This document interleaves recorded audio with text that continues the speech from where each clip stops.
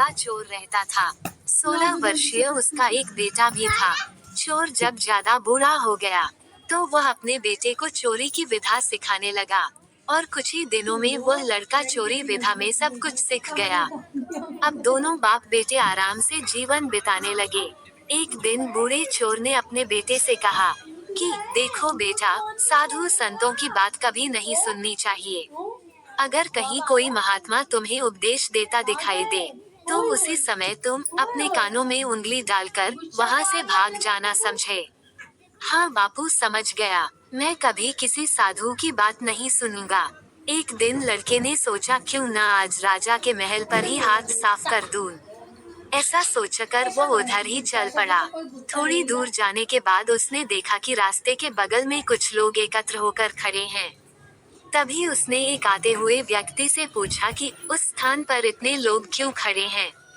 उस आदमी ने कहा कि वहाँ एक बड़े महात्मा आए हैं और वे सबको उपदेश भी दे रहे हैं। ये सुनकर उस चोर लड़के का और पिकी का याद आ गया। किसी भी महात्मा का उपदेश या ज्ञान सुनने से पहले वो अपने दोनों कानों में उंगली डालकर वहाँ से भाग जाए। ऐसा सोचकर वह अपने दोनों कानों में उंगली डालकर वहाँ से भागने लगा। तो जैसे ही वो चोर लड़का लोगों की भीड़ के यहाँ से भागने लगा, तभी उसे वहाँ पड़े एक बड़े पत्थर से ठोकर लगी और वह सीधा महात्मा जी के पास ही जाकर गिरा। उस समय वो बड़े महात्मा जी सबको यह उपदेश दे रहे थे कि इंसान को कभी भी झूठ नहीं बोलना चाहिए और जिसका नमक खाए उसका कभी बुरा नहीं सोचना चाहिए। ऐसा करने वालों को भगवान सदा सुखी बनाए रखते हैं। ये दो बातें उस चोर लड़के के कानों में पड़ते ही वह झट से उठा और तुरंत दोनों कानों को बंद करके वहाँ से चला गया। अब वह राजा के यहाँ राजमहल में चोरी करने चल दिया। वहाँ पहुंचकर जैसे ही वो राजमहल के अंदर जाने लगा तो वैसे ही उसे वहाँ बैठे पहरेदार ने रोका और कहा, अरे तुम अंदर कहाँ जा रहे हो और तुम कौन हो? तभी उस चोर लड़के को उस बड़े महात्मा का उपदेश याद आया कि कभी झूठ नहीं बोलना चाहिए। तभी चोर ने सोचा आज सच ही बोलकर देखते हैं कि सच में कितना दम है। तभी उस चोर ने पहरेदार से कहा कि मैं एक चोर हूँ और यहाँ चोरी करने आया हूँ। पहरेदार ने जाओ। उसने सोचा ये राजमहल का कोई नौकर होगा और मुझसे मजाक कर रहा है। अब चोर सच बोलकर राजमहल में प्रवेश कर गया।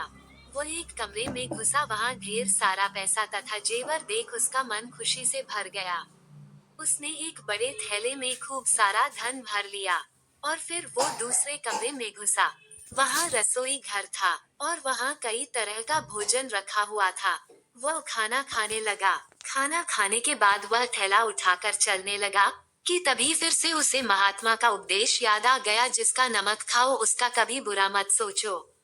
तभी उस चोर ने अपने मन से कहा कि खाना खाया उसमें नमक भी था और महात्मा जी के कहे अनुसार जिसका नमक खाओ उसका कभी बुरा नहीं सोचना चाहिए।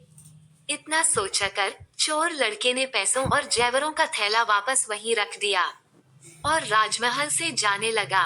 बाहर पहरेदार ने फिर पूछा क्या हुआ, चोरी क्यों नहीं की? चोर बोला, देखिए जिसका नमक खाया है उसका बुरा नहीं सोचना चाहिए। मैंने राजा का नमक खाया है इसलिए चोरी का माल नहीं लाया, वहीं छोड़ आया। इतना कहकर चोर वहां से चला गया। उधर रसोइये ने शोर मचाया, पकड़ो पकड़ो चोर भागा जा रहा है। तभी पहरेदार ने चोर को पकड़कर दरबार में उपस्थित किया।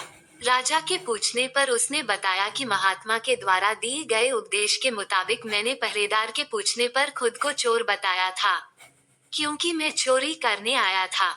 आपका धन मैंने चुराया लेकिन मैंने आपका खाना भी खाया जिसमें नमक मिला था, इसलिए आपके प्रति मैंने बुरा व्यवहार नहीं किया और आपका सारा धन भी वहीं छोड़ दिया।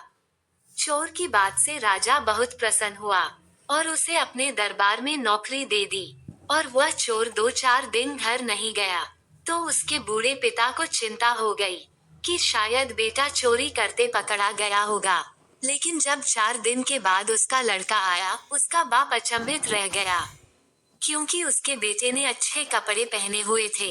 लड़का बोला, बापूजी, आप तो कहते थे कि किसी साधु महात्मा की बात मत सुनो, लेकिन मैंने एक महात्मा की बात सुनी और उसी के मुताबिक काम किया तो देखिए सच्चाई का फल, मुझे राजमहल में अच्छी नौकरी मिल गई।